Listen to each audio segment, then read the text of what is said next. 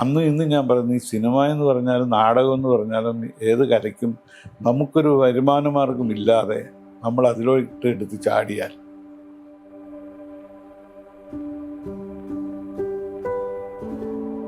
അവിടെ മദ്രാസിലൊരു സാമീസ് ലോഡ്ജുണ്ട്, കേട്ടിട്ടുണ്ട്. അതിൻ്റെ വാതിക്കൽ ഇപ്പം നമ്മുടെ ഇവിടെ നേരം വെളുത്ത് കഴിഞ്ഞിട്ടുണ്ടെങ്കിൽ തമിഴന്മാരും ബംഗാളികളും എല്ലാം ജോലിക്ക് വേണ്ടിയിട്ട് പോകാൻ ക്യൂ നിൽക്കുന്നത് പോലെ അന്ന് എല്ലാ സിനിമാ നടന്മാരും ഉടുത്തൊരുങ്ങി റെഡിയായിട്ട് നിൽക്കുക. ഏതെങ്കിലും ഒരു വണ്ടി വന്ന് നമ്മളെ ഒന്ന് വിളിച്ചാലോ. സംഘമിത്ര അവതരിപ്പിക്കുന്നു 7 സംസ്ഥാന അവാർഡുകൾ നേടിയ നാടകം ആശ്ചര്യ ചൂടാമണി.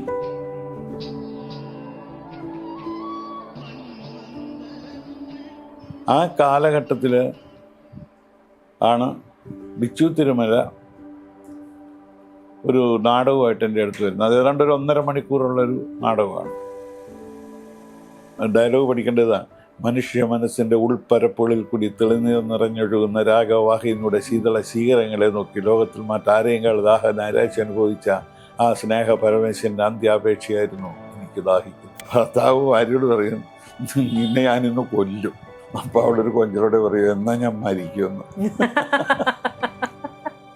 സംഘമിത്ര എന്നുള്ള പേരെങ്ങനെയാണ്? ഒരിക്കലും ഒരു പണ്ഡിതൻ കട്ടനെ വന്ന് നോക്കിയിട്ട്, ഇയാളൊക്കെ എവിടുത്തെ നാടകക്കാരനാണ്, നിങ്ങളുടെ ട്രൂപ്പിൻ്റെ പേര് മര്യാദയ്ക്ക് എഴുതറിഞ്ഞൂടെ? അപ്പം നമ്മൾ ഗായ ഇട്ടിരുന്നത്, ഗമ എന്നുള്ള, ശരി ഗമയുടെ ഗായ. അപ്പോൾ പുള്ളി നോക്കിയപ്പം ഗായാണ്. പുള്ളി പറയുന്നത് സംഘമിത്ര. ഞാൻ പറഞ്ഞ അശോകൻ്റെ മുകളിൽ സംഘമിത്രയുടെ ട്രൂപ്പല്ലിത്, ഇത് മിത്രങ്ങളുടെ സംഗമം.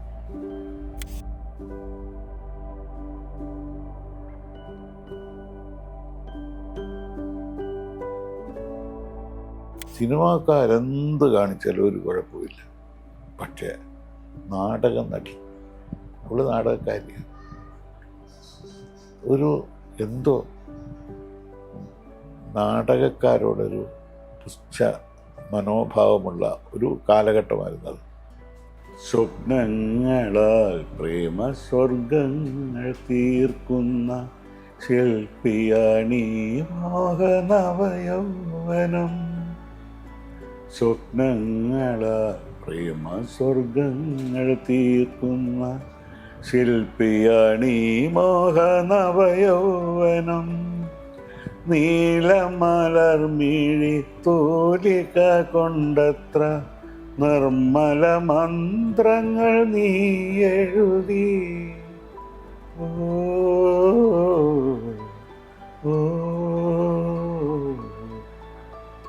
മറക്കുകയില്ല മറക്കുകയില്ല ഈ ഗാനം നമ്മൾ മറക്കുകയില്ല.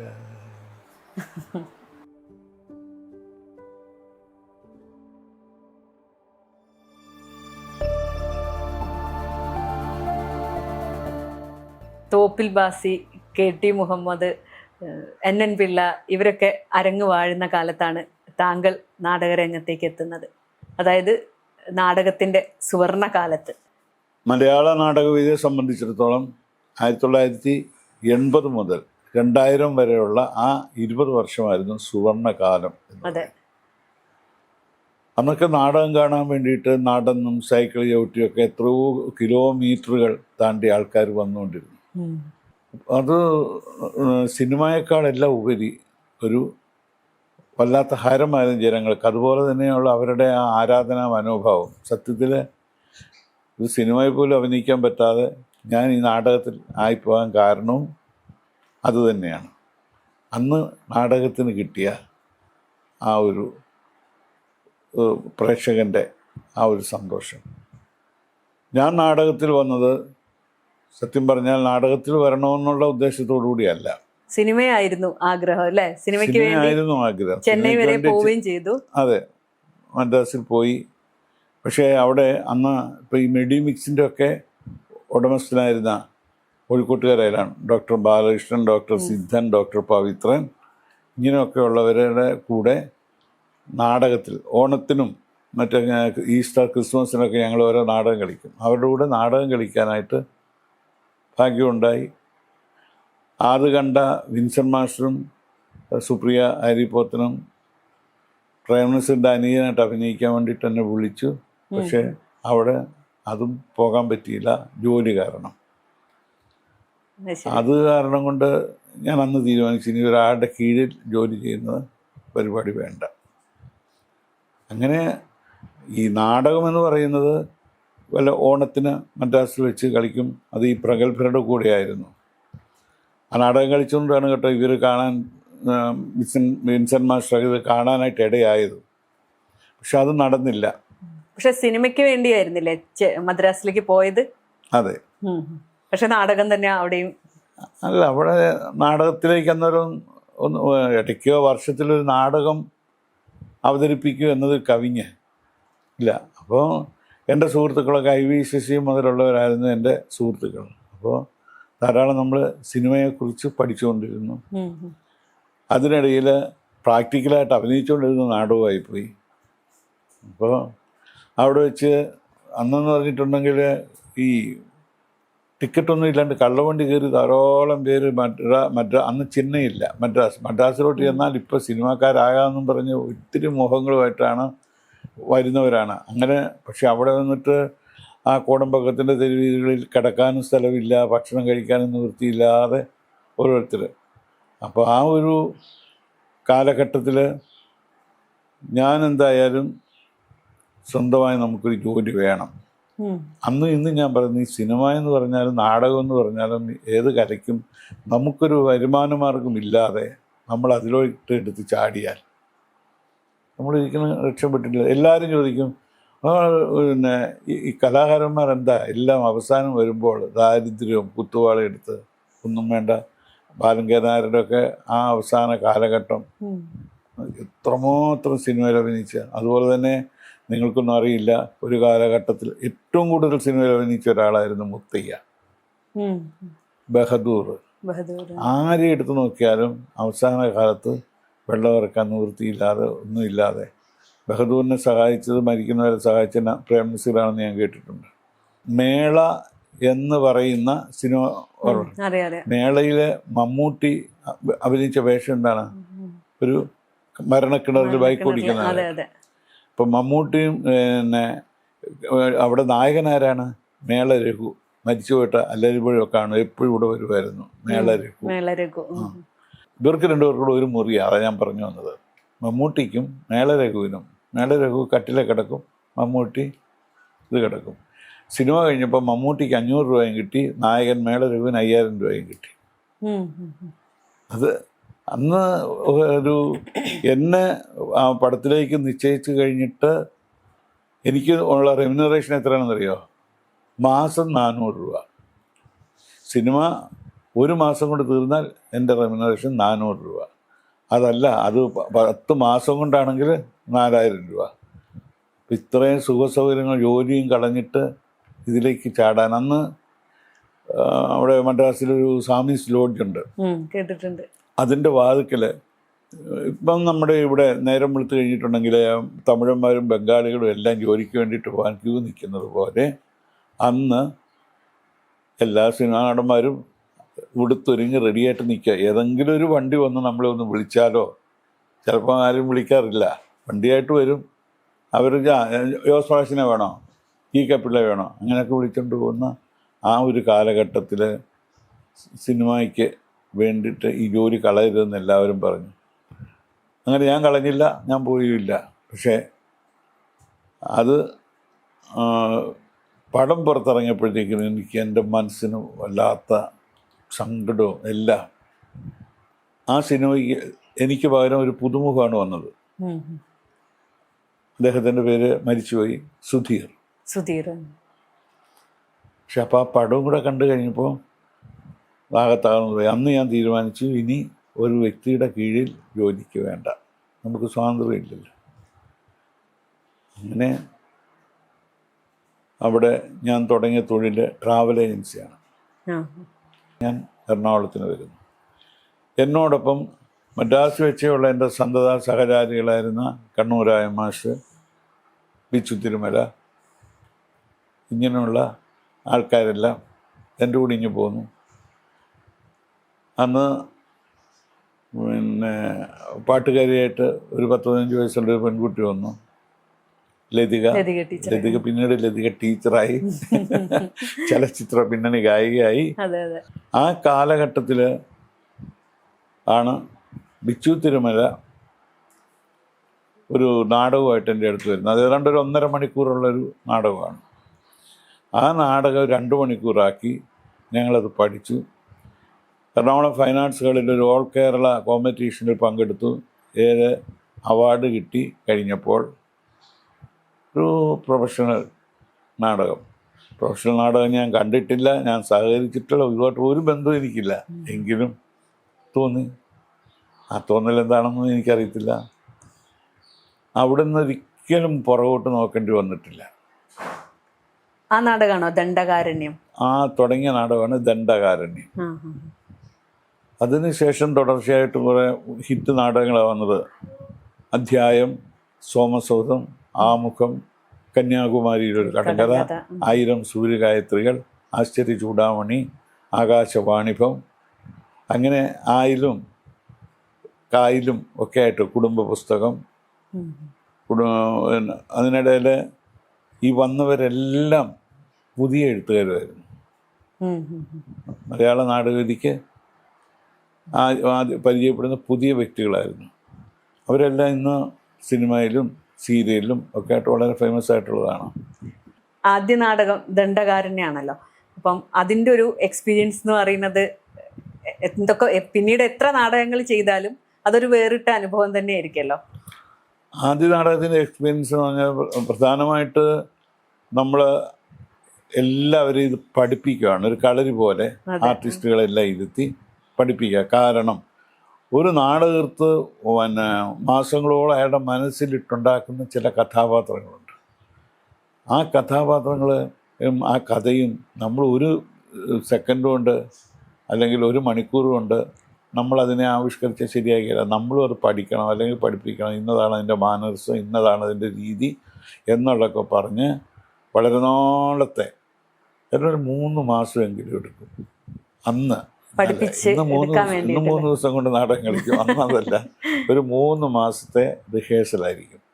ഗുരുകുല വിദ്യാഭ്യാസം പോലെ അവിടെ തന്നെ വെച്ച് കഴിച്ച് ഞങ്ങളെല്ലാവരും കൂടെ ഇരിക്കും.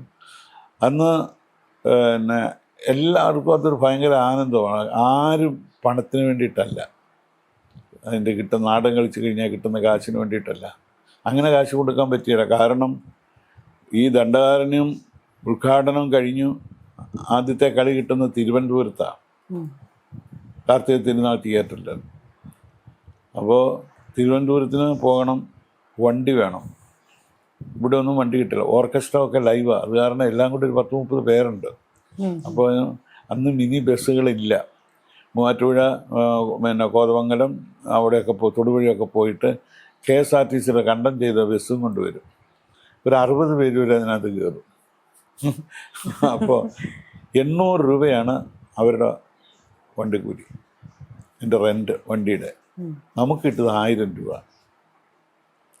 ഒരു നാടകം കളിച്ച് അന്ന് 1975 കാര്യമാണ്. അന്ന് 1000 രൂപയാണ് കിട്ടിയത്. അപ്പോൾ 800 രൂപ ബസ്സിനും കൊടുത്തിട്ട്, അപ്പോൾ അത് ഞാൻ പറഞ്ഞത്, അന്ന് നമ്മുടെ കയ്യിൽ നിന്ന് കുറേ കാശ് പോകും. അത് കൂലിയായിട്ടല്ല, ഭക്ഷണ ചെലവ് എല്ലാമായിട്ട് അങ്ങനെ പോയി. അങ്ങനെ വന്നു. ഈ അവാർഡ് കിട്ടിക്കഴിഞ്ഞപ്പോഴത്തേക്കിനും ഈ ചുറ്റുപാടുകളുള്ള ബിനാമി, ടാറ്റാപുരം, കേരളപുരം, പല സ്ഥലത്തു നിന്നും ബുക്കിങ് വന്നു. ബുക്കിങ് വന്നു കഴിഞ്ഞപ്പോൾ ഞങ്ങളെല്ലാം ജോലിയുള്ളവരാണ്. ശനി ഞായർ മാത്രമേ ഞങ്ങൾ ബുക്കിംഗ് എടുക്കുകയുള്ളൂ. അത് കഴിഞ്ഞ് ബുക്കിംഗ് എടുക്കുകയുള്ളൂ. അങ്ങനെ കളിച്ചു. അതൊരു രസകരമായ ഒരു യാത്രയായിരുന്നു ആ നാടകം. അഭിനേതാക്കളൊക്കെ എങ്ങനെയാ കണ്ടെത്തുക തന്നെയായിരുന്നോ? ബിച്ചു തിരുമല അതിനകത്ത് ചെയ്തുകൊണ്ടിരുന്നത് കോമഡി വേഷമാണ്. ശരി, അഭിനയിച്ചു അല്ലേ അദ്ദേഹം? അന്ന് അതല്ലേ രസം. ഇന്നത്തെ ബിച്ചു തിരുമല അല്ല അന്ന്. ആരും അറിയല. ഒരു സിനിമയ്ക്കൊന്നും പാട്ട് എഴുതിയിട്ടില്ല. ശരി, നമ്മളറിയുന്നത് പാട്ട് എഴുതിയ. അതെ, പുള്ളി അവിടെ മദ്രാസിൽ വന്നത് എന്തിനാണെന്ന് ചോദിച്ചിട്ടുണ്ടെങ്കിൽ സിനിമയ്ക്ക് കഥ എഴുതാനാ. ദണ്ഡകാരണ്യത്തിൽ ബിച്ചു അഭിനയിച്ചുകൊണ്ടിരിക്കുന്ന സമയത്ത് അഭിനയിക്കുന്നതെന്ന് വെച്ചാൽ ഒരു ലോട്ടറി വിറ്റ് നടന്ന് ലോട്ടറി വണ്ടിയെ കൊണ്ട് നടക്കുന്ന വണ്ടി ആക്സിഡൻ്റായി വട്ടായിപ്പോയ ഒരാളാണ്. പുള്ളി എപ്പോഴും ഇങ്ങനെ ലോട്ടറിയുടെ ഇതും വിളിച്ച് പറഞ്ഞ് നടക്കുന്ന ഭ്രാന്തൻ്റെ വേഷമാണ്. ആ നാടകത്തിൻ്റെ ഒരു ഇടവേള സമയത്ത് എൻ്റെ അടുത്ത് 2 പേര് വന്നിട്ട് ചോദിച്ചു, ഇന്ന പാട്ട് എഴുതാരാന്ന് ചോദിച്ചു. അപ്പോൾ ഞാൻ പറഞ്ഞു, ഇന്ന ആളാണ് അഭിനയിക്കുന്ന ആൾ. പുള്ളി അങ്ങോട്ട് വിളിച്ച് മാറ്റിയിട്ട് പറഞ്ഞു, സിനിമയിലേക്ക് ഈ പാട്ട് കൊടുക്കാമോ? തുഷാര ബിന്ദുക്കളെ അല്ലേ? അല്ലല്ല, അന്ന് തുഷാര ബിന്ദുക്കളെ അല്ലായിരുന്നു. അത് അവർ ചോദിച്ച പാട്ട് മനസ്സേ ആശ്വസിക്കൂ മറക്കാൻ നീ പഠിച്ചില്ലേ, ആ പാട്ടാണ്. അപ്പോൾ അതിനുശേഷം അത് കൊണ്ടുപോയപ്പോഴും എഴുതാണ് തുഷാര ബിന്ദു. അതിനുശേഷമാണ് തുഷാര ബിന്ദു. അപ്പോൾ എന്നോട് വന്ന് പറഞ്ഞു, ഇതുപോലെ അവർ വന്നിരിക്കുന്ന ഈ ഒരു പാട്ടിന് വേണ്ടിയാണ് മനസ്സെ ആശ്വസിക്കുക പാട്ടുണ്ട്. ഞാൻ പറഞ്ഞു, ആ പടത്തിലെ മുഴുവൻ പാട്ടും തരാമെന്നുണ്ടെങ്കിൽ ഇത് തരാമെന്ന് പറയാൻ പറഞ്ഞു. അങ്ങനെ പോയി പറഞ്ഞു, ഡിമാൻഡ് വെച്ച് എനിക്ക് എല്ലാ പാട്ടും എഴുതാൻ തരണം. ഇത് അതാണ് ആദ്യത്തെ പാട്ട്. PG വിശ്വംഭരൻ്റെ ഒരു പടത്തിലായിരുന്നു ഞാൻ തോന്നുന്നു, മനസ്സെ ആശ്വസിക്കുക. നല്ല വരികളും. അതെ അതെ, ഇല്ല നല്ല വരി. അത് മാത്രമല്ലല്ലോ, കണ്ണൂർ രാജമാഷായിരുന്നല്ലോ സംഗീതം കൊടുത്തത് അല്ലേ?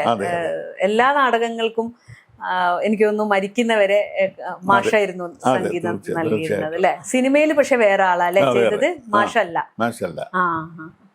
ഇതും അതുപോലെ തന്നെ സംഭവിച്ചത്. തുഷാരബിന്ദുക്കളെയും തുഷാരബിന്ദുക്കളെ മാഷ് ചെയ്തു.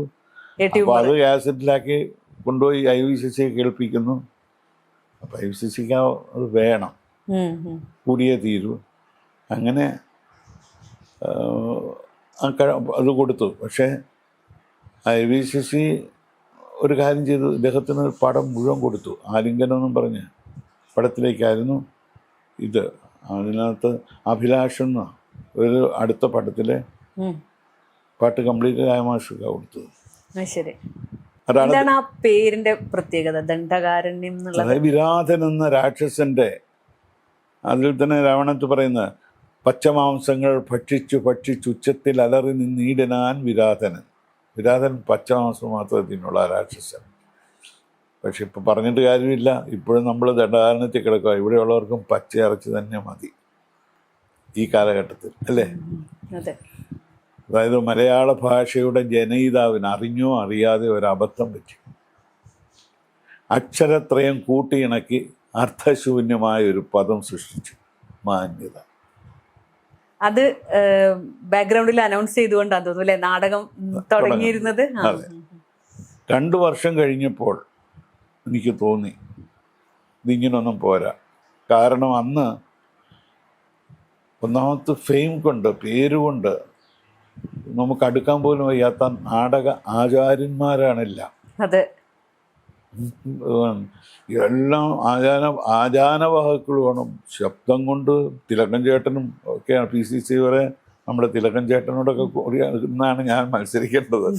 എല്ലാം ആ ശബ്ദത്തിൻ്റെ ഒക്കെ ഇടയിൽ നമ്മൾ പതിഞ്ഞ ശബ്ദമായിട്ടൊന്നും നടന്നതൊന്നും കാര്യമാകിയല്ലെന്ന് അറിയാമെങ്കിലും ഇപ്പം ഞാൻ രക്ഷപ്പെട്ടല്ലേ പറ്റുള്ളൂ ഇതിനിടയിൽ. അന്ന് എത്ര വയസ്സാണ്? 24 വയസ്സ്. 24. അപ്പോഴെന്താണ് നമ്മൾ ചെയ്യാൻ പോകുന്നത്? എങ്ങനെയും വേറെ ഒരു പാറ്റേൺ കണ്ടുപിടിക്കുക.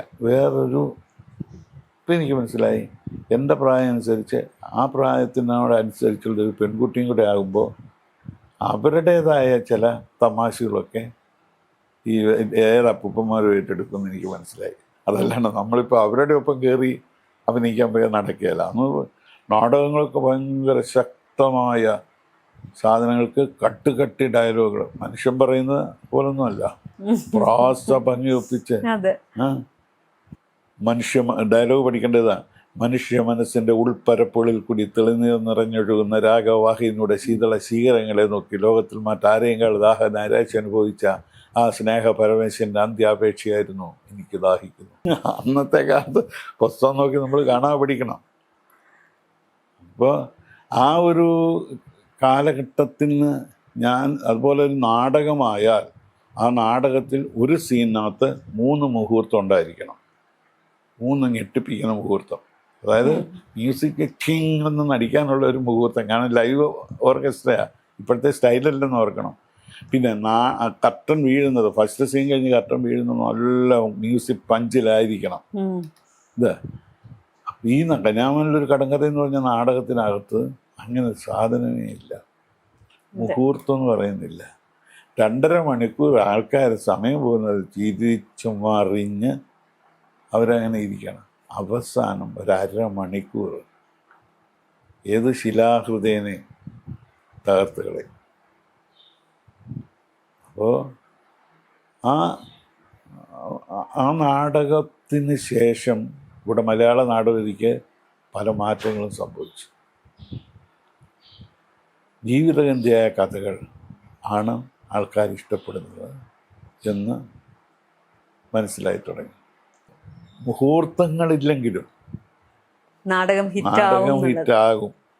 പിന്നെ അന്ന് കന്യാകുമാരിയിലൊരു കടങ്കഥയ്ക്ക് മാർക്കിടാൻ ഇരുന്നവർ സാധാരണ, എന്നെ സംബന്ധിച്ച് സാധാരണക്കാരല്ല. Professor Guptan Nair, professor Anandakuttan, professor T R Sukumaran Nair എന്ന് പറഞ്ഞ് അന്ന് മലയാള നാടകവേദിയിലെ നാഗവടി ആർ എസ് കുറുപ്പ് എന്നൊക്കെ ഉള്ള ഭയങ്കര ആശാന്മാരായിരുന്നു. ഒരിക്കലും ചിരിക്കുകയില്ല അവർ.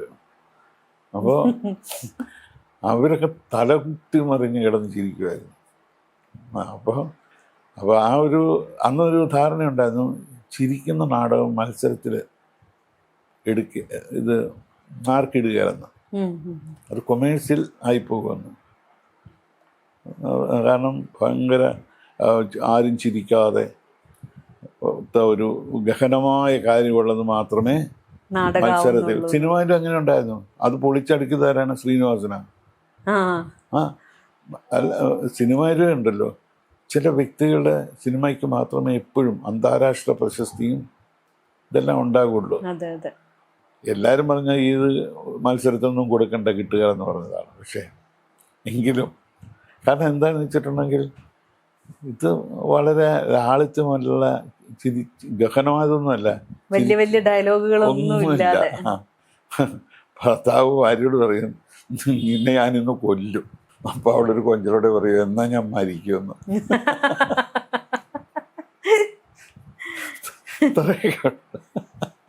അത്രയും സിമ്പിളാക്കി. അതെ. എനിക്ക് തോന്നുന്നു പിന്നെ ഒരു സിനിമാറ്റിക് സ്റ്റൈല് നാടകത്തിലേക്ക് കൊണ്ടുവന്നത് താങ്കളാണെന്ന് തോന്നുന്നു അല്ലേ? അങ്ങനെ ഒരു രീതിയിലേക്ക് നാടകത്തിനെ അപ്രോച്ച് ചെയ്തത്. പഠിച്ചു പോയത് ഞാൻ പറഞ്ഞത് ആദ്യമേ, മദ്രാസിൽ നമ്മൾ പഠിച്ചത് അതാണ്. അപ്പോൾ എന്തായാലും ഒരു സിനിമയും നാടകവും തമ്മിൽ ഉള്ള വ്യത്യാസം എന്ന് പറഞ്ഞിട്ടുണ്ടെങ്കിൽ, സിനിമാക്കാർ ഫോട്ടോ കാണുന്നു, നാടകം കളിക്കുമ്പോൾ നമ്മൾ ജീവനുള്ള വ്യക്തികളെ കാണും. അതല്ലാണ്ട് വേറെ വ്യത്യാസങ്ങളൊന്നുമില്ല. കന്യാകുമാരിയിൽ ഒരു കടങ്കഥ ഈ രീതിയിൽ ചെയ്യുമ്പോൾ അതിനൊരു വേദികളൊക്കെ കിട്ടുമോ, അങ്ങനെ വല്ല ആശങ്കയുണ്ടായിരുന്നോ? ഉണ്ടായിരുന്നു. എനിക്കില്ലായിരുന്നു, നാടകം എഴുതിയ ആളുണ്ടായിരുന്നു. അധ്യായം, സോമസൗധം, ആമുഖം, ഇത്രയും നാടകങ്ങളിലൂടെ വേറൊരു ലെവൽ ഫാൻസ് അസോസിയേഷനൊക്കെ എനിക്കുണ്ടായി ആ സമയത്ത്. അപ്പോൾ അങ്ങനെ വലുത് കഴിയുമ്പോൾ എനിക്ക് ഉറപ്പാണ് 100-300 നാടകം അവർ കളിപ്പിച്ചോളൂ. എൻ്റെ ഫാൻസ് എന്ന് പറഞ്ഞാൽ ഇപ്പോൾ സിനിമാക്കാരുടെ ഫാൻസ് പോലെ ഉള്ള സാധാരണ ചെറുപ്പക്കാരല്ല. എൻ്റെ ഫാൻസ് എന്ന് പറഞ്ഞിട്ടുണ്ടെങ്കിൽ കാരണന്മാരാണ്, പാവങ്ങൾ, കൂടുതലുള്ള ഈ തുറകളിൽ ജീവിക്കുന്നവരാണ്. നിങ്ങൾക്ക് കേരളത്തിൻ്റെ അങ്ങേറ്റം എന്താ അരുമാനൂർ അങ്ങനെയുള്ള തുറകളുണ്ടല്ലോ, തുറയെന്ന് പറഞ്ഞാൽ അറിയത്തില്ല, അങ്ങനെ വന്ന് പോകുന്നതാണ്. ഈ തോപ്പിൽ ബാസിയും KT മുഹമ്മദും NN പിള്ളയൊക്കെ നാടകം ചെയ്തിരുന്ന കാലത്ത് അവർ തന്നെ എഴുതുകയും അവർ തന്നെ സംവിധാനം ചെയ്തിട്ടുണ്ടായിരുന്നത്. അതിൽ നിന്ന് മാറിയിട്ട് നാടകം വേറൊരാളെ കൊണ്ട് എഴുതിപ്പിച്ച് സംവിധാനം ചെയ്യുന്ന ഒരു രീതി താങ്കളാണോ കൊണ്ടുവന്നത്? പ്രൊഫഷണൽ നാടകരംഗത്ത് അതിനു മുമ്പ് എങ്ങനെയാണെന്ന് വെച്ചാൽ CL ജോസിന്റെ നാടകം എടുക്കും, അത് പ്രിന്റഡ് ബുക്ക് കേട്ടിട്ടുണ്ടോ? CL ജോസിന്റെ നാടകം അഭിനയിക്കാത്ത ഒരു മനുഷ്യനും കാണുകയല്ല ലോകത്ത്. ഞാനും CL ജോസിന്റെ നാടകം കളിച്ചാണ് വളർന്നത്. അപ്പോൾ അങ്ങയുടെ നാടകം എടുക്കും ആരെങ്കിലും ഒരാൾ, അന്നും സംവിധായകൻ എന്നുള്ള പേരല്ല, പ്രോമിറ്റ് ചെയ്യുന്ന ഒരാളാണ് ആ ഒരു കാലഘട്ടം. കാരണം പിന്നെ അത് ഒരു ടിപ്പിക്കൽ ഇത്. പക്ഷെ നാടകത്തിനതല്ല. ഈ എഴുതുന്ന ആൾക്കാർ അവരൊന്നും വെട്ടിക്കളയുകയില്ല. കാരണം അവർക്കെല്ലാം നല്ലത്, അതുകൊണ്ടല്ലേ അവർ എഴുതുന്നത്. മറ്റൊരാൾ സംവിധായകൻ വന്നു കഴിയുമ്പോഴാണ് ആവശ്യമുള്ളതാണോ ഇല്ലാത്തതാണോ അതുകൊണ്ട് ഇതാകോ ഇങ്ങനെയുള്ള കാര്യങ്ങളൊക്കെ ചിന്തിക്കുകയുള്ളൂ. ഒന്നിട്ട നാടകത്ത് ഒരക്ഷരം വെട്ടാൻ സമ്മതിക്കുകയില്ല. അപ്പം അത് അങ്ങനെ വന്നു. KTയും NN പിള്ളയും തോപ്പിൽ ബാസിയൊക്കെ ആണെങ്കിൽ അവർ എഴുതുകയും അവർ തന്നെ സംവിധാനം ചെയ്യുകയും ചെയ്തുകൊണ്ടിരുന്നായിരുന്നല്ലോ. താങ്കളുടെ കാലത്തേക്ക് എത്തിയപ്പോഴാണ് നാടക കൃത്തുക്കൾ എന്ന് പറഞ്ഞിട്ടുള്ള ഒരു നാടകത്തിന് വേണ്ടിയിട്ട് ഇവിടുത്തെ പ്രഗത്ഭരായ നാടകകൃത്തുക്കളെയൊക്കെ ഞാൻ വിളിച്ചു. എനിക്കൊരു നാടകം വേണം. അന്നത്തെ ഏറ്റവും പ്രഗത്ഭൻ സുന്ദരം കല്ലായിയ. കേട്ടിട്ടില്ലേ നിങ്ങളുടെ നാട്ടുകാരൻ? കല്ലായി സുന്ദരം. പക്ഷെ അങ്ങേരൊരു പോലും നല്ല നാടകം എഴുതിക്കൊണ്ട് വന്നു. പക്ഷേ എൻ്റെ മനസ്സ് അതൊന്നുമല്ല, ഇതൊക്കെ സാധാരണമാണ്. നമുക്കിതൊന്നും അല്ലാത്തൊരു നാടകത്തെ പറ്റി ഇങ്ങനെ മനസ്സിൽ അതെന്താണെന്ന് ചോദിച്ചാൽ അത് അങ്ങോട്ട് പറയാനും പറ്റിയല്ല. ഒരു വ്യക്തി ഓഫീസിൽ കയറി വന്നിട്ട് അദ്ദേഹത്തിനൊരു നാടകം എഴുതണമെന്ന് എന്നോട് പറയും. അപ്പം ഞാൻ ചോദിച്ചു, എഴുതിയിട്ടുണ്ടോ? ഏകാംഗ നാടകം എഴുതിയിട്ടുണ്ടെന്ന് പറഞ്ഞു. അതല്ല, ഈ നാടകം നിങ്ങൾ എഴുതി വെച്ചിട്ടുണ്ട്? ഇല്ല, എൻ്റെ മനസ്സിലേ ഉള്ളെന്ന് പറഞ്ഞു. അപ്പോൾ ഞാൻ ചോദിച്ചു, എന്താണ് അതിൻ്റെ പശ്ചാത്തലം? ആരെല്ലാം കഥയല്ലേ എല്ലാവരും ചോദിക്കുള്ളൂ. ഞാൻ ആദ്യം ആ വ്യക്തിയോട് ചോദിച്ചു, എൻ്റെ പശ്ചാത്തലം എന്താണ്? അപ്പം 4 ചുറ്റും വെള്ളത്താൽ ചുറ്റപ്പെട്ടൊരു ദ്വീപ്. തൊട്ടടുത്താണ് എറണാകുളം പോലെ വലിയ പട്ടണം. അന്ന് ഗോശ്രീ പാല ഇവിടെ ഒന്നും വന്നിട്ടില്ല കേട്ടോ. ഇവിടെ തൊട്ടപ്പുറത്തോട്ട് വേണമെങ്കിലും വള്ളത്തെ കയറി പോകണം. അതുകൊണ്ട് ഇവിടെ എറണാകുളം ഇങ്ങനെ ഉണ്ടെന്നും പറഞ്ഞ് ഒരു രക്ഷയില്ല. തുരുത്തുകളാണ്, ഇവിടെ മുഴുവൻ തുരുത്തുകളായിരുന്നു. അപ്പോൾ ഈ 4 ചുറ്റും വെള്ളത്താൽ ചുറ്റപ്പെട്ട ഒരു സ്ഥലം. അവിടെ എന്ന് പറഞ്ഞാൽ മനുഷ്യരാരും വരികയില്ല. SI വന്നിട്ടുണ്ടെങ്കിൽ അവിടുത്തെ വലിയവൻ്റെ വീട്ടിൽ വന്നിട്ട് SI അങ്ങ് പോകും. പള്ളിയിലച്ഛൻ വന്നാലും ആ വലിയ വീട്ടിലുള്ളവരെ കണ്ടിട്ട് അങ്ങ് പോകും. വർഷങ്ങളായി തുറക്കാറ് കിടക്കുന്ന മനകൾ ഇതൊക്കെയാണ്. പിന്നെ ഇഷ്ടംപോലെ തൂങ്ങിക്കിടക്കുന്ന വവ്വാലുകൾ, കൊക്കുകൾ. ഇങ്ങനെ അതൊക്കെ മനസ്സിൽ ഇത് കേട്ട ഉടനെ എൻ്റെ മനസ്സിൽ ലഡ്ഡു പൊട്ടി. അപ്പോഴത്തേക്കിനും ഇതൊക്കെ കാണിക്കാമല്ലോ, നല്ല രസമായിരിക്കുമല്ലോ, പറന്ന് നടക്കുന്ന കൊക്ക്, വെട്ടിവെച്ചിടുന്നത്, ഇതെല്ലാം. അങ്ങനെ ഇഷ്ടപ്പെട്ടെടുത്തു നാടകമാണ് അധ്യായം. ബാലൻ അയ്യമ്പള്ളി എഴുതിയത്. അങ്ങനെ കന്യാകുമാരിക്ക് ശേഷം, കന്യാകുമാരി വളരെ സിമ്പിളായിരുന്നെങ്കിൽ ഭയങ്കര കടുകട്ടിയൊരു പ്രമേയമാണ് ഫ്രാൻസിസിൻ്റെ ആദ്യ നാടകം ഇനിയും ഒരു കഥ പറയാം.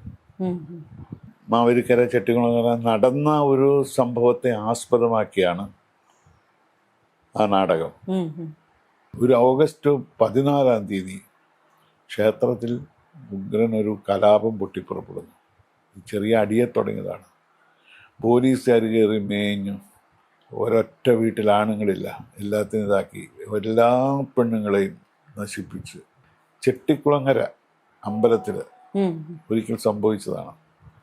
ഇതിനെ നമ്മൾ കുറച്ച് പൊളിറ്റിക്സും എല്ലാം കൂടി ചേർത്ത് കുറച്ച് ഡോസ് കൂട്ടി കൊണ്ടുവന്നു. അപ്പോൾ ആ സംഭവത്തിന് ഓഗസ്റ്റ് 15-ാം തീയതി സ്വാതന്ത്ര്യദിനമാണല്ലോ. എല്ലാവരും ഭാരതമാതാ കീ ജയ് വിളിച്ച് ത്രിവർണ്ണ പതാകയായിട്ട് ഇങ്ങനെ പോകുന്ന ഇങ്ങനെ കാണിച്ചുകൊണ്ടിരിക്കുക. അപ്പോൾ ആ നാടകത്തിലൊരു കുഞ്ഞാമിനുണ്ട്. 10-17 വയസ്സിൻ്റെ വളർച്ച ഉണ്ടെങ്കിലും അതിപ്പോഴും അതിന് തന്നെ അറിയത്തില്ല, കൊച്ചു കുട്ടികളെ പോലെയാണ്. അപ്പോൾ ഇവരിങ്ങനെ ജാഥ പോയിക്കൊണ്ടിരിക്കുമ്പോഴത്തേക്കും അതിൻ്റെ ഉപ്പ കുഞ്ഞാമിനാന്നും പറഞ്ഞ് വിളിച്ച് കരഞ്ഞുകൊണ്ട് നടക്കുകയാണ്. ഇങ്ങനെ കരഞ്ഞുകൊണ്ട് നടക്കുമ്പോൾ ഒരു ഞരക്കൽ പുല്ലിൻ്റെ ഒക്കെ ഇടയിൽ ബാപ്പ ഇപ്പം ഇങ്ങോട്ട് വരരുത്, നമ്മുടെ തുണിയെല്ലാം പോലീസുകാർ പറിച്ചുകൊണ്ട് പോയെന്ന്. അപ്പോൾ അപ്പോഴത്തേക്കിനും ഇതിൽ ആ ജാഥയിൽ പോയിന്ന് ഒരാൾ ആ കുടി എടുത്തിട്ട് ഇട്ടുകൊടുത്തു, എടുത്ത് നാണം മറിച്ചു. ഭാരതത്തിൻ്റെ 40-ാം ജന്മദിനം, അന്നത്തെ കാര്യമാണ്. ഒരു ഭാരത സ്ത്രീയുടെ നാണം മറിക്കാനെങ്കിലും ഇത് ഉപകരിക്കട്ടെ. ആൾക്കാർ വെച്ചേക്കും നമ്മൾ. അന്ന് പക്ഷെ എങ്ങനെ ഉണ്ടായിരുന്നു അവതരിപ്പിച്ചപ്പോ? ഇന്നാണെങ്കിൽ വെച്ചേക്കില്ല. അന്നത്തെ ഒരു വണ്ടി കത്തിക്കണം എന്നൊക്കെ പറയൊക്കെ ഇങ്ങനെ വന്നു. പിന്നെ അപ്പൊ അതിനു മുമ്പ് തന്നെ നമ്മൾ കൊണ്ടൊരു പ്രത്യേക സ്നേഹം എല്ലാവർക്കും ഉള്ളതുകൊണ്ട് ചില ആൾക്കാർ ഇത് പിന്നെ ഇങ്ങനൊക്കെ ഒരു മുറിവൊക്കെ ഉണ്ടാക്കി. ഇന്നാണ് ഒട്ടും പറ്റിയല്ല കേട്ടോ. ഇത്രയും സപ്പോർട്ട് ഉള്ളതുകൊണ്ടാണ് എന്നെ ഒന്നും ചെയ്യാതെ വിട്ടത്, ഞാൻ പിടിച്ചു നിന്നത്. ഒരുത്തം വന്നിട്ട് എന്തോ നടാന്ന് പറഞ്ഞാൽ അപ്പോൾ തന്നെ അവനെ കൈകാര്യം ചെയ്ത് കൊണ്ടുപോയി കളയും കമ്മിറ്റിക്കാർ.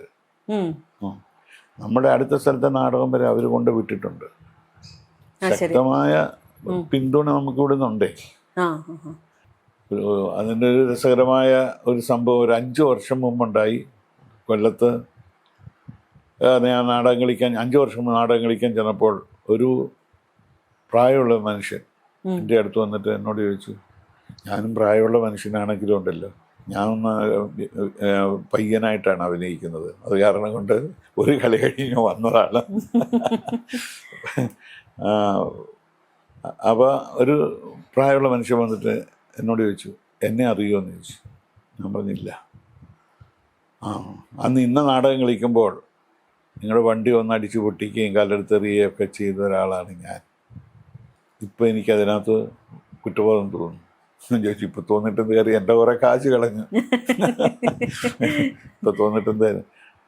ഞാൻ പറഞ്ഞു, നിങ്ങൾക്കിപ്പം മനസ്സിലായോ, ആവശ്യമില്ലാത്ത കാര്യങ്ങളിലൊക്കെ പുറകെ പോയി ജീവിതം നശിപ്പിക്കരുത്. ഇപ്പം മനസ്സിലായി.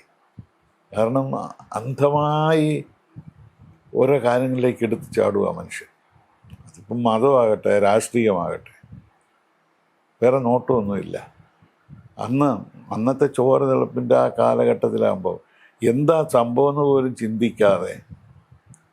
അത് പറയുമ്പോ നടന്നൊരു സംഭവമാണ് അല്ലേ, നടന്ന സംഭവത്തിനല്ലേ ആസ്പദമാക്കിയിട്ട് ആ നാടകം ചെയ്തിരിക്കുന്നത്. അതെ. പക്ഷേ പിന്നീടുള്ളത് ഒരു പതാക തന്നെ പൊതച്ച് ഒരു പെൺകുട്ടി വരിക എന്നുള്ളത് കഥാകൃത്തിൻ്റെ രോഷമായിരുന്നു. അതെ. ആ പതാക മാത്രം പൊതിച്ച് ആ പെൺകുട്ടി സ്റ്റേജിലേക്ക് വരുന്നുണ്ട്. അപ്പോഴൊക്കെ ഒരു കൈയടിയും ബഹളവും ആരോ എന്നറിയാം. ആരൊക്കെയായിരുന്നു അന്നത്തെ പ്രധാന നാടകരചയിതാക്കൾ? കൊച്ചിൻ സംഘമിത്രയിലൂടെ വന്നവർ, ആദ്യത്തെ തുടക്കം വന്നവർ ബിച്ചു തിരുമല, ജയ അലക്സ്, ബാലൻ അയ്യമ്പള്ളി,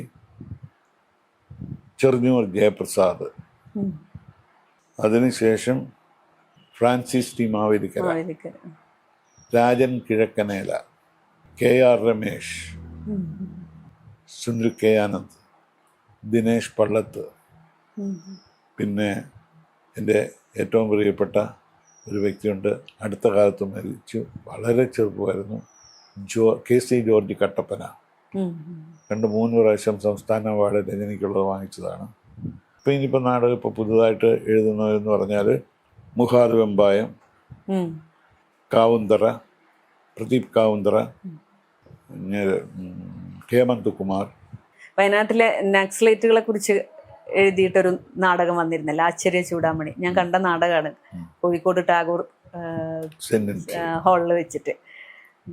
അന്ന് അവിടെ കോഴിക്കോട് ഒരു സംഘടന ഉണ്ട്, ഇന്നും ഉണ്ട് ആ സംഘടന, പക്ഷെ ഇന്ന് അവർ നാടകങ്ങളെയൊന്നും അങ്ങനെ പ്രോത്സാഹിപ്പിച്ച് കാണാറില്ല.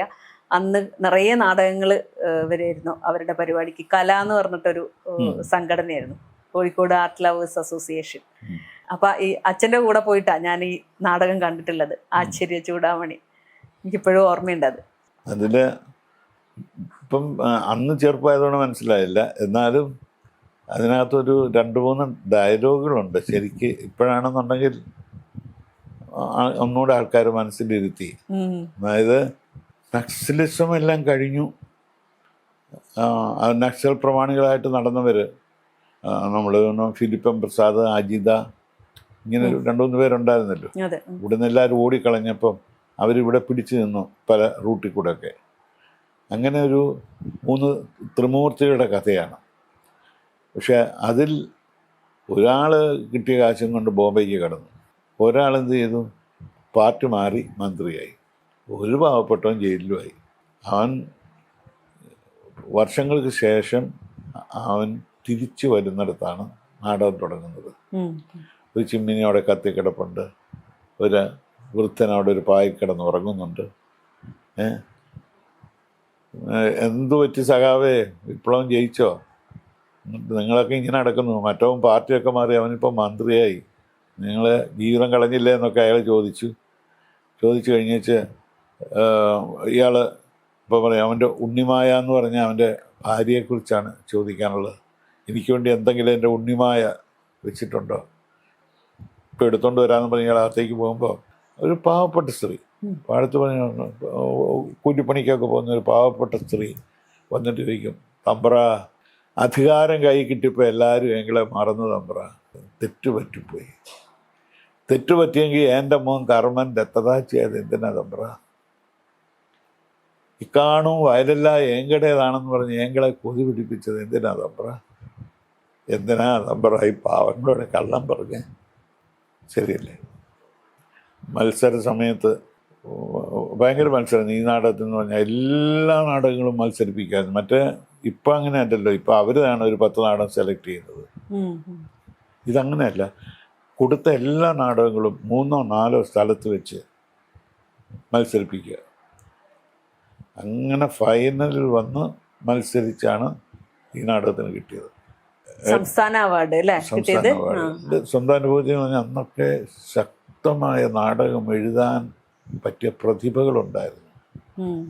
ഞാനതിനൊരു വഴി വെട്ടിത്തെളിച്ചെന്ന് മാത്രമേ ഉള്ളൂ. പക്ഷെ ഇന്നില്ല. ഈ അഭിനേതാക്കളെ, ഈ ഓരോ നാടകത്തിലേക്കുള്ള അഭിനേതാക്കളെ എങ്ങനെയാണ് തിരഞ്ഞെടുക്കുന്നത്? ഇപ്പം ആദ്യ നാടകത്തിന് എടുത്ത അഭിനേതാക്കളെ തന്നെ തുടർന്ന് ഓരോ നാടകത്തിലും അഭിനയിപ്പിക്കുകയായിരുന്നോ, അല്ലെങ്കിൽ മാറി മാറി അഭിനേതാക്കളെ കണ്ടെത്തുമായിരുന്നോ? ആദ്യമൊക്കെ ഞാൻ തന്നെ നടന്ന് കണ്ടെത്തി. ഒരാൾ ഒരു കടയിൽ ഇങ്ങനെ ഇരിക്കുകയാണ്, ബട്ടൺ ഹോൾ തയ്ക്കുന്ന പരിപാടിയാണ്. അപ്പോൾ എനിക്കിഷ്ടപ്പെട്ടു, ആളെ പോയി കണ്ടു, സംസാരിച്ചു. പിന്നെ ഇവിടെ തൈക്കൂടെന്നും പറഞ്ഞൊരു സ്ഥലമുണ്ട്. തൈക്കൂടത്തുള്ളവരെല്ലാം എന്നോട് ഭയങ്കര ഇഷ്ടമാണ്. എന്താണെന്ന് വെച്ചിട്ടുണ്ടെങ്കിൽ C.O. ജോസിൻ്റെ ഒരു സൂര്യാഘാതം എന്ന് പറഞ്ഞൊരു നാടകം ഞാൻ അവർക്ക് ഡയറക്റ്റ് ചെയ്ത് കൊടുത്തു. അപ്പോൾ അതിനകത്തുനിന്ന് ഞാൻ ചില നടന്മാരെ കണ്ടെത്തി തൈക്കൂടത്ത്.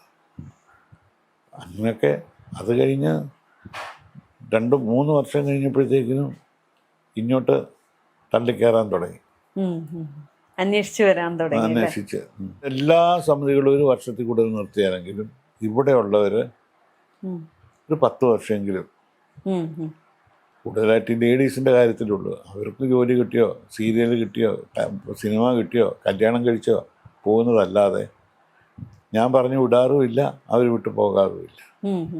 അതുപോലെ തന്നെ ആണുങ്ങളുടെ കാര്യത്തിലാണെങ്കിലും അവരെല്ലാം ഇവിടുന്ന് പോയിട്ടുണ്ടെങ്കിൽ സീരിയലും സിനിമയും ആയിട്ട് പോയിട്ടുള്ളവരാണ്. ശ്രീമാൻജി നായരാണെങ്കിൽ 10 വർഷം ഉണ്ടായിരുന്നുണ്ട്. അങ്ങനെ ഓരോരുത്തരും. പിന്നെ പെരിന്തൽമണ്ണയുള്ള ഒരു സരിത എന്ന് പറഞ്ഞൊരു സ്ത്രീ, അവരങ്ങനെ ഇപ്പോൾ സിനിമയിൽ അഭിനയിക്കുന്ന 3-4 ലേഡീസ് ഇവിടുന്ന് പോയവരാണ്. സീമാജി നായരാണ് ആശ്ചര്യ ചൂടാമണിയിൽ ഉണ്ടായിരുന്നത് അല്ലേ? അവരാദ്യം വരുന്നത് കന്യാകുമാരിയിലെ ഒരു കടങ്കഥയിൽ. സംഘമിത്ര എന്നുള്ള പേര് എങ്ങനെയാണ്? സംഘമിത്ര എന്നുള്ള പേര് സംഘമിത്രയാ, സംഘമിത്രയല്ല. ഒരിക്കലും ഒരു പണ്ഡിതൻ കട്ടനെ വന്ന് നോക്കിയിട്ട് ഇയാളൊക്കെ എവിടുത്തെ നാടകക്കാരനാണ്, നിങ്ങളുടെ ട്രൂപ്പിൻ്റെ പേര് മര്യാദയ്ക്ക് എഴുതറിഞ്ഞൂടെ? അപ്പം നമ്മൾ ഗായ ഇട്ടിരുന്നത്, ഗമ എന്നുള്ള, ശരി ഗമയുടെ ഗായ. അപ്പോൾ പുള്ളി നോക്കിയപ്പം ഗായാണ്. പുള്ളി പറയുന്നത് സംഘമിത്ര. ഞാൻ പറഞ്ഞ അശോകൻ്റെ മുകളിൽ സംഘമിത്രയുടെ ട്രൂപ്പല്ലിത്. സംഘമിത്ര എന്ന് പറയുന്നത് അശോക ചക്രവർത്തിയുടെ മകളെ ബുദ്ധമതം സ്വീകരിച്ചു കഴിഞ്ഞപ്പോൾ പുള്ളി മകൾക്ക് ഇട്ടുകൊടുത്ത പേരാണ് സംഘമിത്ര. അതല്ലിത്. ഇത് മിത്രങ്ങളുടെ സംഗമം.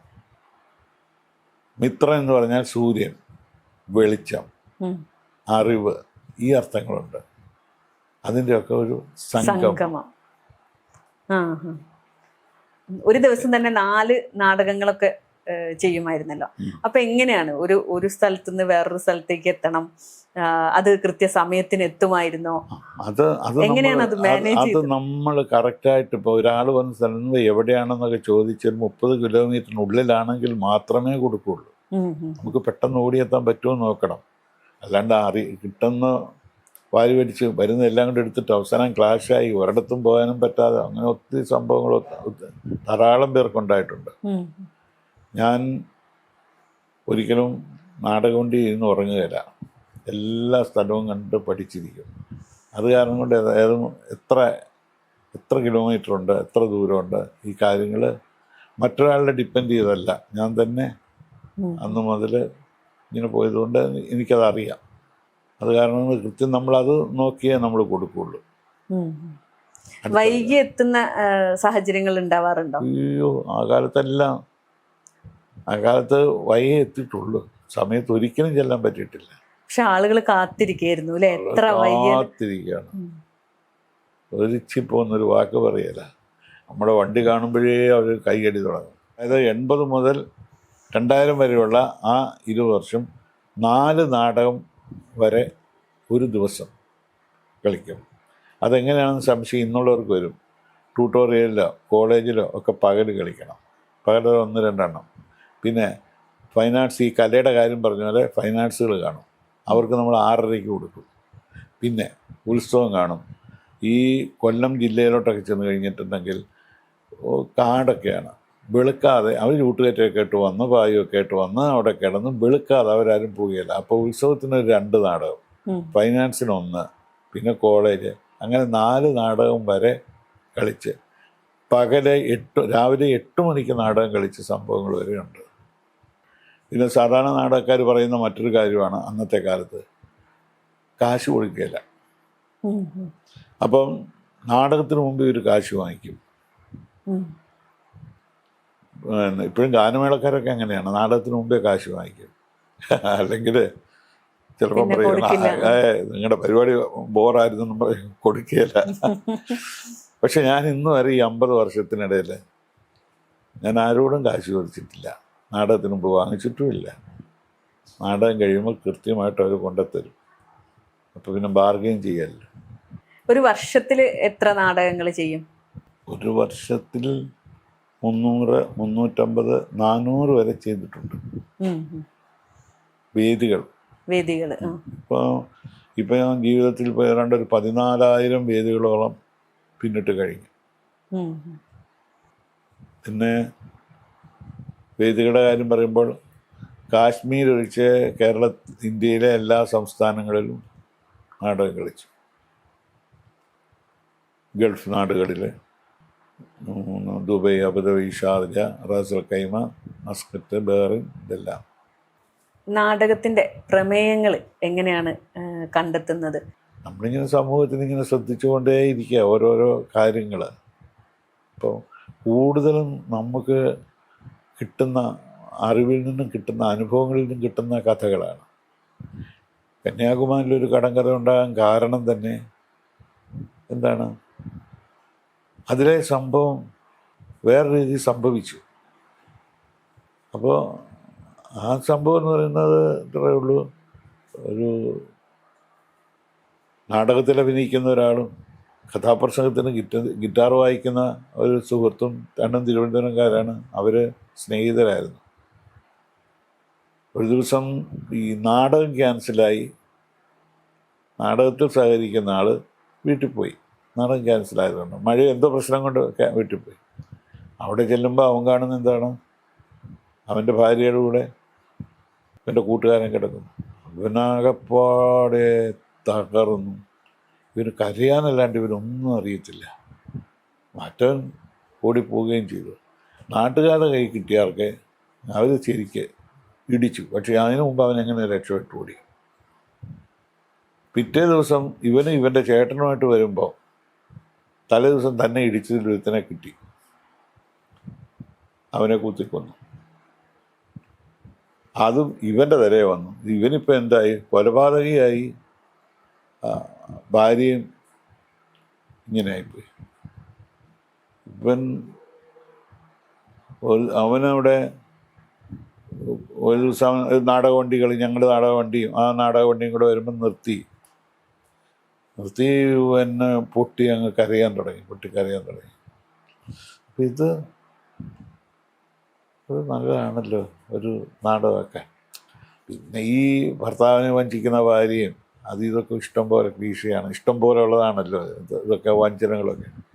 അത്ര കാര്യമായിട്ട് എടുത്തില്ല. എന്നാലും ഇതിന്ന് ഒരു മാറ്റം വരുത്തണമല്ലോ. അപ്പോൾ എൻ്റെ മനസ്സിൽ എന്ന് വെച്ചാൽ കന്യാകുമാരിയുടെ പശ്ചാത്തലത്തിൽ ഒരു നാടകം അങ്ങനെ ആഗ്രഹിച്ചു. അങ്ങനെ കഥാകൃത്ത്, ഞാൻ, എൻ്റെ വൈഫ്, പിന്നെ ഒരു സുഹൃത്ത്, ഞങ്ങൾ ഇത്രയും പേര് കന്യാകുമാരി കാണാൻ പോയി. കന്യാകുമാരി കാണാൻ പോയി ഞങ്ങൾ വർത്തമാനം പറഞ്ഞ മുറിയെല്ലാം എടുത്തിട്ടുണ്ടെങ്കിൽ വർത്തമാനം പറഞ്ഞാൽ പുറത്തുതന്നെ ഇരുന്നങ്ങ് ഉറങ്ങിപ്പോയി. എഴുന്നേറ്റ് വരുന്നത് ഭാര്യയുടെ ശകാരം കേട്ടുകൊണ്ടാണ്. എന്തിനാ കാശ് കൊടുത്ത് മുറി എടുത്തിട്ടിരിക്കുന്നത്, അവിടെ കിടന്നുറങ്ങിയാൽ പോലെ. അപ്പോൾ എഴുത്തുകാരൻ വിചാരിച്ചു ഇത് തന്നെ നമ്മുടെ ആദ്യ ഡയലോഗ് ആയിക്കോട്ടെ, ഇതൊക്കെ തന്നെ ആയിക്കോട്ടെ. 85 ശേഷമാണല്ലോ റെക്കോർഡിങ് തുടങ്ങിയത്. അതുവരെ പാട്ടുകളൊക്കെ ലൈവായി തന്നെ പാടുകയായിരുന്നല്ലോ നാടകത്തിൽ ചെയ്തിട്ടുണ്ടായിരുന്നത്. അതേപോലെ തന്നെ അത് പാശ്ചാത്തല സംഗീതവും ഒക്കെ. അവർക്കന്ന് പ്രത്യേകിച്ചൊരു മ്യൂസിക് കമ്പോസ് ചെയ്യൊന്നും വേണ്ട. അത് നോക്കി അവിടെ ഒരു ഒന്ന് തോണ്ടിയേക്കാൻ പറയും മ്യൂസിക് ഡയറക്ടർ. ആരും ഒന്ന് തോണ്ടിക്കാൻ പറയും. എന്ന് വെച്ചാൽ ടിങ് ഒരു ശബ്ദം കേൾപ്പിക്കുക, അത്രയൊക്കെ ഉള്ളായിരുന്നു അന്ന്. അന്നത്തെ കാലത്ത് ഈ പശ്ചാത്തല സംഗീതം എന്തിനാണെന്നറിയോ? സെറ്റ് മാറ്റാൻ, ഘട്ടം മാറ്റാൻ. അത് ഗ്യാപ്പ് മ്യൂസിക് എന്നാണ് അന്ന് പറയുന്നത്. ഇന്ന് നമ്മൾ മ്യൂസിക് എന്ന് പറയുന്ന സാധനം അന്ന് പറഞ്ഞുകൊണ്ടിരുന്നത് ഗ്യാപ്പ് മ്യൂസിക്. കാരണം ഈ കട്ടനങ്ങ് വീണ് കഴിഞ്ഞാൽ പിന്നെ ഹാർമോണിസ്റ്റിനും ഒക്കെ ഭയങ്കര പണിയാണ്. നാടകം നടന്നുകൊണ്ടിരിക്കുമ്പോൾ അവർക്ക് ഒരു പണിയില്ല. ചില ഉറങ്ങാതിരിക്കാൻ വേണ്ടിയിട്ട് ഗിറ്റാറിലൊന്ന് തോണ്ടണം, അത്രയൊക്കെ ഉള്ളു പണി. ഇതല്ല, ഇത് ഗ്യാപ്പ് മ്യൂസിക് എന്ന് പറയുമ്പോഴത്തേക്കിനും എല്ലാം കൂടെ ഭയങ്കരമായ ഒരു നല്ലത് തന്നെയാണ്. അതൊരു അക്കാലങ്ങൾ എന്ന് പറഞ്ഞാൽ ഭയങ്കര രസകരമായ കാലങ്ങളാണ്. അന്ന് ഈ മിനി ബസ് ഉണ്ടല്ലോ, അന്നെല്ലാം വലിയ ബസ്സല്ലേ. അതാണ് ഈ ആൾക്കാർ ഇതെല്ലാം കൂടെ ആയിട്ട്. ഇപ്പം നമ്മുടെ നാട്ടിൽ നിന്നാണെങ്കിൽ ഇവിടെ എന്ന് പറഞ്ഞാൽ പിന്നെ ചുറ്റുപാടുള്ളവരെല്ലാം ഇനി കയറിക്കോളും, വണ്ടിയെ കയറിക്കോളും. എല്ലാവർക്കും കാഴ്ചകളും കാണാം, ഉത്സവവും കാണാം. എന്നിട്ട് നമ്മുടെ കൂടെ തിരിച്ചു വരുന്ന ഒരു കാലമായിരുന്നു അന്ന്. ഒരു രസമുണ്ടായി. പാട്ടുകാരന് ബൈക്കിൽ വീണ് ആശുപത്രിയിലായത് കാരണം കൊണ്ട് പാട്ടുകാരൻ വന്നില്ല. പിന്നെ കുറേ ദിവസത്തേക്ക് പാട്ടുകാരൻ വരുന്നവരെ ഞാൻ തന്നെ പാടി അഭിനയിക്കേണ്ടി വന്നു. അങ്ങനത്തെ ധീരകൃത്യമൊക്കെ ചെയ്തിട്ടുണ്ട്. പാടുന്ന കേട്ടിട്ടുണ്ട്. ഏതെങ്കിലും ഒരു പാട്ട് പാടുമോ? അയ്യോ, പാടാത്ത വീണയും പാടും പ്രേമത്തിൻ ഗന്ധർവ വിരൽ തൊട്ടാൽ, പാടാത്ത മാനസ വീണയും പാടും, പാടാത്ത വീണയും പാടും. സ്വപ്നങ്ങളാൽ പ്രേമ സ്വർഗങ്ങൾ തീർക്കുന്ന ശില്പിയാണീ മോഹനവയൗവനം. സ്വപ്നങ്ങളാൽ പ്രേമ സ്വർഗങ്ങൾ തീർക്കുന്ന ശില്പിയാണീ മോഹനവയൗവനം. നീലമലർമിഴി തൂലിക കൊണ്ടത്ര നിർമ്മല മന്ത്രങ്ങൾ നീ എഴുതി. ഓ ഓ മറക്കുകയില്ല, മറക്കുകയില്ല, ഈ ഗാനം നമ്മൾ മറക്കുകയില്ല. നല്ല രസകരമായ കാര്യങ്ങളായിരുന്നു. അതിനകത്ത് ഏറ്റവും വലിയ രസം ഇവിടെ നാഷണൽ ജോർജ് ചേട്ടൻ എന്ന് പറഞ്ഞ ഒരാളുണ്ടായിരുന്നു. ജോർജ് ചേട്ടനും ചെല്ലമ്മച്ചേടത്തി, അവർ രണ്ടുപേരും മാത്രമേ ഉള്ളൂ, മക്കളും ഇല്ല. ഇപ്പം ജോസ് പ്രകാശൊക്കെ നാടക ട്രൂപ്പ് തുടങ്ങിയിട്ട് സിനിമ ചാൻസ് വന്നപ്പം കൊടുത്തിട്ട് പോയതാ ജോർജ് ചേട്ടന്. ജോർജ് ചേട്ടൻ ഈ ചിട്ടി കാശുമായിട്ട് വന്ന് നാടകക്കാരെ സഹായിക്കുന്ന ആളായിരുന്നു. ഇതുകൊണ്ട് തന്നെ പുള്ളി കഷ്ടപ്പെടട്ടെന്ന് പറഞ്ഞ് പുള്ളിക്ക് ആ ട്രൂപ്പ് കൊടുത്തിട്ട് പോയി. ട്രൂപ്പ് വളരെ ഫേമസ് ആകട്ടോ. വലിയ വലിയ ആൾക്കാർ PJ അന്യ നാടകം എഴുതി, പിന്നെ തിലകൻ ചേട്ടനും ഒക്കെ അയിരൂർ സദാശിവൻ ലൈവായിട്ട് പാടിക്കൊണ്ടിരുന്ന സമിതിയാണ് കോട്ടയം നാഷണലൊക്കെ. എല്ലാവരും ഓർക്കസ്ട്ര കളഞ്ഞ് റെക്കോർഡിങ് ആക്കിയിട്ടും ജോർജ് ചേട്ടൻ മാത്രം പഴയ വണ്ടിയായിട്ട് ഇങ്ങനെ ഇരിക്കുക. അപ്പോൾ ജോർജ് ചേട്ടനോട് എല്ലാവരും ചോദിച്ചു, ജോർജ് ചേട്ടൻ ഇനി ഇതൊക്കെ ഒന്ന് മാറ്, ഇനി ഓർക്കസ്ട്ര അതേ ഒരു പുതിയ വണ്ടി വാങ്ങിച്ചിട്ടേ എനിക്ക് ഓർക്കസ്ട്രയെ മാറ്റാൻ പറ്റുള്ളൂ. അതെന്താ സ്റ്റാർട്ടാക്കാൻ തള്ളാൻ അവർ വേണം എന്ന് പറഞ്ഞാൽ ആളില്ലെങ്കിൽ ഇതെങ്ങനെ തള്ളിക്കൊണ്ടുപോകും. ആ ഒരു കാലഘട്ടം എന്ന് പറഞ്ഞിട്ടുണ്ടെങ്കിൽ നമുക്കെപ്പോഴും ആൾക്കാർ കൂടുതലുണ്ടല്ലേ ഒരു സന്തോഷം. ഇപ്പോൾ വന്ന് സത്യത്തിൽ നാടകം ബോറടിക്കും. കാരണം എന്താണെന്ന് വെച്ചാൽ ആകെ എണ്ണിച്ചുട്ട അപ്പം പോലെ 4 ആണും 2 പെണ്ണും. ഇവർക്ക് ഒരു 5-6 വേഷങ്ങൾ, ഒരു വേഷമല്ല, ഒരു വേഷമാണെങ്കിൽ നമുക്കതിലേക്ക് ഇപ്പം എനിക്ക് എന്നോടൊന്നും താല്പര്യമില്ല ഒരാളെ കൊണ്ട് പല വേഷങ്ങൾ അഭിനയിപ്പിക്കുക. അത് നമ്മളതിനകത്ത് നമ്മൾ നാടകം കാണാൻ തുടങ്ങിക്കഴിഞ്ഞാൽ പിന്നെ ആ ആളിനെ മറന്ന് കഥാപാത്രത്തിലേക്ക് നമ്മൾ ചേരുവാണ്. അപ്പോൾ എടാ ഇതാണ് കുറച്ച് മുമ്പ് വന്ന ആളെന്ന് പറയും. അത് പറയാനിട ഉണ്ടാക്കാതിരിക്കണമെന്നുണ്ടെങ്കിൽ പണ്ടത്തെ പോലെ 10-15 പേരൊക്കെയാണ് അന്ന് അഭിനയിക്കാനുണ്ടായിരുന്നത്. പിന്നെ ഓർക്കസ്ട്രക്കാരും ഒക്കെ കയറി അഭിനയിക്കും. പിന്നെ ആൾക്കാരൊക്കെ നമ്മളൊന്ന് കൂടുതലുണ്ടെങ്കിൽ ഈ ലൈവ് മാറിയിട്ട് റെക്കോർഡിങ്ങിലേക്ക് എത്തിയപ്പോഴേ ഏതായിരുന്നു നല്ലതായിട്ട് തോന്നിയത്? ഏറ്റവും അവസാനം ലൈവ് മാറി റെക്കോർഡിങ്ങിലേക്ക് വന്നത് ജോർജ് ചേട്ടനല്ല, ഞാനാണ്. ഏറ്റവും അവസാനം സഖി കെട്ടിട്ടാണ്. ഈ പാർട്ടികൾ ഇന്ന് വന്നാൽ നാളെ വരികയില്ല. ഇന്ന് ചുമ്മാ വേറെ പണിയൊന്നും ഇല്ല അവർക്ക്, ഇതിനത്ര പണിയൊന്നും ഇല്ല. പാട്ടിൻ്റെ സമയത്ത് ഒരു 3-3.5 മിനിറ്റിൻ്റെ പണിയുള്ളൂ. ഇത് അട നടന്നുകൊണ്ടിരിക്കുമ്പോൾ എന്തെങ്കിലുമൊക്കെ അത്രയേ ഉള്ളൂ.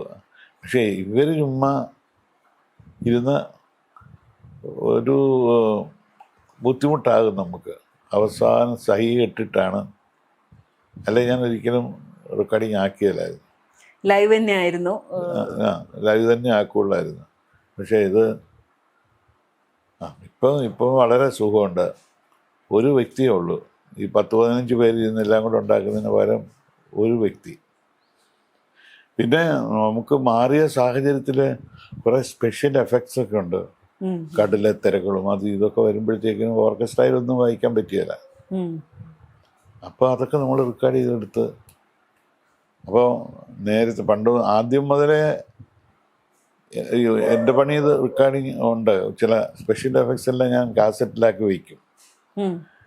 ഈ കൊക്കുകളെല്ലാം പറന്നടിച്ച് പോകുന്നതും അത് ഇത് ചെയ്യുന്നതും ഒക്കെ, പിന്നെ പുഴയിലെ ഓളങ്ങളും അപ്പോൾ അതിനൊക്കെ വരുമ്പോഴത്തേക്കിന് ആ ശബ്ദം തന്നെ പിടിച്ചെടുത്ത്, പിന്നെ ഒരു ലേബർ റൂമിലൊരു കൊച്ചു പ്രസവിക്കുന്ന ഇപ്പം കരയുന്ന കരച്ചിലിന് ഒരു വലിയ ചെറുക്കനെ കൊണ്ട് കരയിപ്പിച്ചാൽ പോരാ.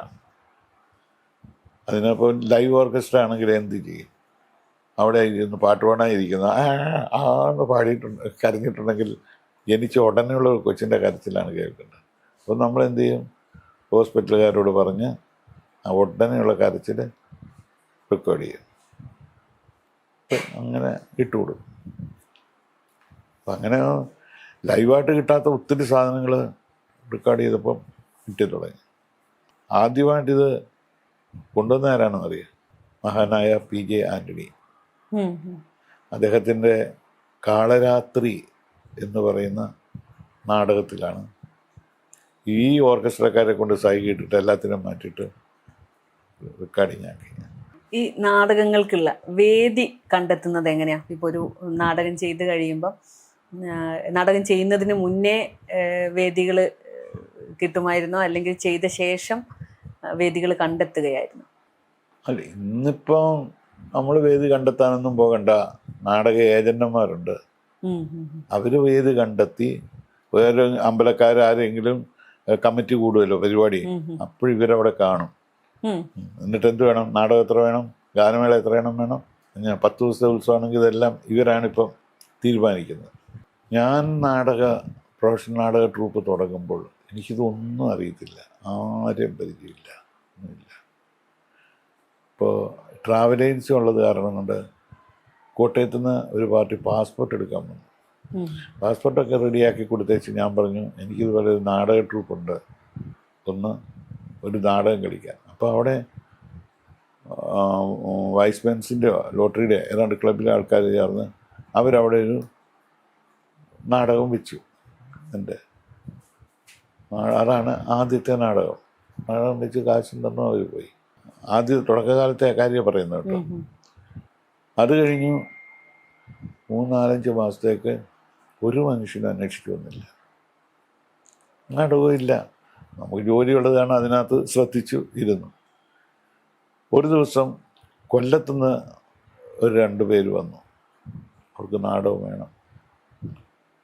പിന്നെ അവർ ഒരു 2 പേരുമുണ്ട്, മൊത്തം 3 പേരുണ്ട്. ഒരാൾ ഏജൻ്റാണ്, മറ്റേ കൊണ്ടുവന്നിരിക്കുകയാണ്. നാടകം ഇതെല്ലാം ബുക്ക് ചെയ്ത് കഴിഞ്ഞു. ഒരു 25 രൂപ അവർ അഡ്വാൻസ് തന്നു.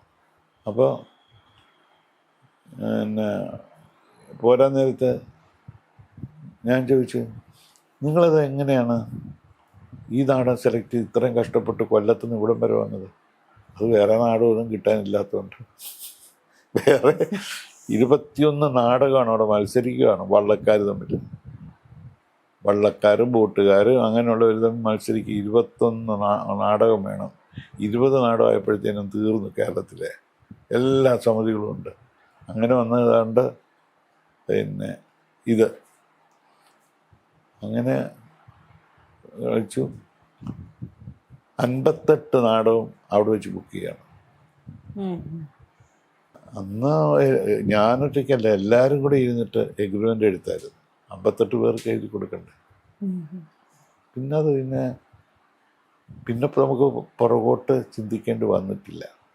ഈ കന്യാകുമാരിയിലൊരു കടങ്കഥയൊക്കെ എത്രയോ വേദികളിൽ കളിച്ചിട്ടുണ്ട് അല്ലേ? അതേപോലെ തന്നെ ആകാശവാണിയിലും രണ്ടും, ആശ്ചര്യ ചൂടാമണിയും ആകാശവാണിയിലും. അമ്മ സ്ഥിരമായിട്ട് നാടകം കേൾക്കുമായിരുന്നു. അപ്പം അമ്മയുടെ കൂടെ ഇരുന്ന് ഞാനും കേൾക്കും. അങ്ങനെ ഇതും കന്യാകുമാരിയിലൊരു കടങ്കഥയും അങ്ങനെ ആകാശവാണിയിൽ ഞാൻ കേട്ടിട്ടുണ്ട്. ആകാശവാണി വലിയൊരു അനുഭവം. കാരണം നമ്മൾ ഒന്ന് ആലോചിക്കണം, മറ്റു നാടകത്തിൽ നമ്മളെ അവർ കാണുന്നുണ്ട്. അപ്പോൾ നമ്മുടെ ഡയലോഗ് നീ ഒന്ന് കേട്ടില്ലെങ്കിലും കുഴപ്പമില്ല, നമ്മളെ കാണുന്നുണ്ട്, നമ്മുടെ ചുണ്ടരങ്ങുന്നുണ്ട്, അതെല്ലാം ഭാവഹാവാദികളെല്ലാം കാണുന്നുണ്ട്. പക്ഷേ ആ റേഡിയോ നാടകം എന്ന് പറയുമ്പോൾ നമ്മളെ കാണുന്നില്ല. നമ്മുടെ ആ വികാരങ്ങൾ മുഴുവൻ നമ്മൾ ഈ പ്രൊഡ്യൂസ് ചെയ്യുന്ന ഈ ഡയലോഗ് ഉണ്ടല്ലോ അതിൽ വരുത്തണം.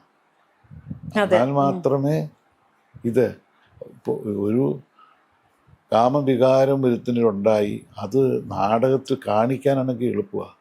റേഡിയോ നാടകത്തിൽ ശബ്ദം കൊണ്ടോ ശ്വാസോച്ഛ്വാസം കൊണ്ടോ അല്ല ഡയലോഗിൻ്റെ മോഡുലേഷൻ കൊണ്ടോ ഒക്കെ വല്ലാത്ത ഇത് തന്നെ. എല്ലാവരും കൂടെ നിർബന്ധിച്ചിട്ട് ഞാനതിൻ്റെ സെലക്ഷന് പോയതാണ്. അപ്പോൾ എന്നെ അവിടെ കണ്ടപ്പം വന്നിരിക്കുന്ന അപേക്ഷ അവരെല്ലാം കൂടെ എന്നോട് ചോദിച്ചു, ഭർത്താവ് എങ്ങനെ പറയണം, ഭാര്യ എങ്ങനെ പറയണം, എന്ത് വേണം, ഇതൊക്കെ ചോദിച്ചു. ഇതൊക്കെ ഞാൻ പറഞ്ഞു കൊടുത്തു. എല്ലാവരും പാസ്സായി, ഞാൻ മാത്രം. അന്ന് അവിടെ വർക്ക് ചെയ്യുന്നുണ്ട് നമ്മുടെ ശ്രീകണ്ഠൻ നായർ. പുള്ളി പറഞ്ഞു ഒരു തവണ കൂടെ. ഞാൻ പറഞ്ഞു ഞാനില്ല, എൻ്റെ ശബ്ദം കൊള്ളുകയില്ല, കുഴപ്പമില്ല, യേശുദാസ് ഇതുപോലെ അനുഭവിച്ചതാണ്, ശബ്ദം കൊള്ളുകയെന്ന് പറഞ്ഞു. അത് അവിടുന്ന് ഇയാൾ എന്നോട് പറഞ്ഞു, ഞാൻ പറഞ്ഞു എൻ്റെ ശബ്ദം ആകാശവാണിക്ക് വേണ്ടി കിട്ടുക എന്ന് പറഞ്ഞു. എന്നാൽ എന്നോട് പുള്ളി പെറ്റ് വെച്ചു, നമുക്ക് കാണാമെന്ന് പറഞ്ഞു. 85 ആയപ്പോഴത്തേനും കന്യാകുമാരിക്ക് അവാർഡ് കിട്ടി. അവാർഡ് കിട്ടിയപ്പോഴത്തേക്കും റേഡിയോ ആകാശവാണി എന്നില്ല, ആൾക്കാർ വന്നു ഓരോന്നെടുത്തു. ഒരു ഇൻ്റർവ്യൂ എടുത്തു. ഒരു 1500 രൂപയുടെ ചെക്ക് എനിക്ക് വെച്ച് നീട്ടിയിട്ട് ഇങ്ങനെ ചോദിച്ചു, ശ്രീകണ്ഠനാഥ് ചോദിച്ചു, ഇപ്പം എന്ത് പറയുന്നു? ആകാശവാണിയുടെ 10 പൈസ വേണ്ടെന്ന് പറഞ്ഞല്ലേ, പറയലെന്ന് പറഞ്ഞല്ലേ എന്നൊക്കെ പറഞ്ഞു. അങ്ങനെ ആ ഒരു സംഭവം ഉണ്ടായി. അതിനുശേഷം സ്റ്റേറ്റ് അവാർഡ് കിട്ടിയ നടൻ എന്നുള്ള രീതിയിൽ ഇവർ ആകാശവാണി തിരുവനന്തപുരംകാർ, എൻ്റെ ശരിക്കും പറയുകയാണെങ്കിൽ തൃശ്ശൂരാണ്, ഞാനിപ്പോൾ അവിടുത്തെ ആർട്ടിസ്റ്റാണ്, തിരുവനന്തപുരം. അന്നത്തെ കാലത്ത് നാടകത്തിലെ സ്ത്രീകളുടെ ഒരു അവസ്ഥ എന്തായിരുന്നു? ഈ അഭിനയിക്കാൻ വരുന്ന സ്ത്രീകളുടെ ഒരു സാഹചര്യം, എത്രത്തോളം അവരെ അഭിനയത്തിലേക്ക് അവർ വന്നിരുന്നു എന്നുള്ളതൊക്കെ എങ്ങനെയായിരുന്നു? അന്നത്തെ കാലത്ത് സ്ത്രീകളെ നാടകത്തിനോടുള്ള ഭ്രമം കൊണ്ടൊന്നും വരുന്നവരായിരുന്നില്ല ജീവിക്കാൻ. വയറ്റിപ്പിഴപ്പിന് വേണ്ടിയിട്ട്. നമുക്കറിയാലോ, KPSCയിലും കാളിദാസ കലാകേന്ദ്രത്തിലും പിന്നെ കോഴിക്കോട് സംഗമത്തിലും ഇപ്പോൾ നിലമ്പൂർ ഐഷയുടെ ഒക്കെ കഥകൾ പോലെ ഓരോരുത്തരെ നമ്മൾ കണ്ടെത്തും. അവർ എത്ര ഇനി നാടകത്തിന് അഭിനയിക്കാൻ വരികയെന്ന് പറയുന്ന ചില ആൾക്കാർ പോലും ചില സാഹചര്യങ്ങളിൽ ഒന്ന് പിടിച്ചു നിൽക്കാൻ വേണ്ടിയിട്ട് വരാമെന്ന് പറയും. കാരണം വലിയ ബുദ്ധിമുട്ടായിരുന്നു പെണ്ണുങ്ങളെ നാടകത്തിലേക്ക് കൊണ്ടുവരാൻ. ആഗ്രഹം ഉണ്ടെങ്കിലും അവർ ഭയപ്പെട്ടിരുന്നുണ്ടല്ലോ. എനിക്കറിയത്തില്ല, ഇപ്പോൾ സിനിമാക്കാരെന്ത് കാണിച്ചാലും ഒരു കുഴപ്പമില്ല. പക്ഷേ നാടകം നടി, അവൾ നാടകക്കാരിയാണ്. ഒരു എന്തോ നാടകക്കാരോടൊരു പുച്ഛ മനോഭാവമുള്ള ഒരു കാലഘട്ടമായിരുന്നു അത്. എന്താണ് അതിൻ്റെ കാരണം എന്നുള്ളത് എനിക്ക് ഇനി മനസ്സിലായിട്ടില്ല. അപ്പോൾ അത് കാരണം കൊണ്ട് അതിനെ പേടിച്ചു തന്നെ പലരും വരികയില്ല.